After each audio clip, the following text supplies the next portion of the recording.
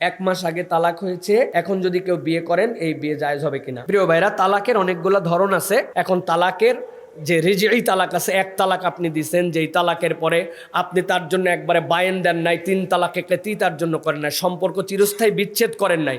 এখন এরকম যদি হয়, এক তালাকের পর তো আপনার বিয়েও লাগবে না, আপনি বিয়ে না করেও ইচ্ছা করলে তাকে ফেরত নিয়ে নিতে পারবেন। দিনদার পাত্রপাত্রীর সন্ধানে ভিজিট করুন orthikdin.com।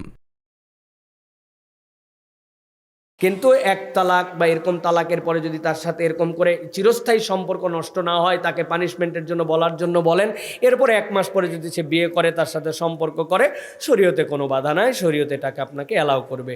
সুতরাং তালাক দেওয়ার ক্ষেত্রে বুঝে সুঝে তালাক দিতে হবে। আপনি কোন তালাক দিয়ে কোন জায়গায় নিয়ে আসতেছেন, এইটা আপনাকে হিসাব কিতাবে মিলাতে হবে। আপনি যদি তিন তালাক তার সাথে হয়ে যায়, স্থায়ী সম্পর্কচ্ছেদ হয়ে যায়, এক মাস কেন 1000 বছর পরেও তার সাথে আপনার বিয়ে করতে পারবেন না, শরীয়ত আপনাকে অ্যালাউ করবে না। সুরত একটাই আছে, কারোর সাথে বিয়ে হয়েছিল, তারপরে তার স্বামী মারা গেছেন অথবা তিনি তাকে ছেড়ে দিছেন, তারপরে ইদ্যত পালন করে তারপরে করতে পারবেন। কিন্তু তার বিয়ে হয় নাই, কিছু হয় না, আপনার মন চালো তিন তালাক, আবার তারা বিয়ে করে ফেলবেন, হবে না। কিন্তু এছাড়া যদি ভিন্ন প্রক্রিয়ার তালাক হয়, এক মাস পরে যদি আপনি তাকে বিয়ে করেন, আপনার বিয়ে তার জন্য বৈধ হবে। আশা করি আপনার উত্তর। হ্যাঁ, বলেন।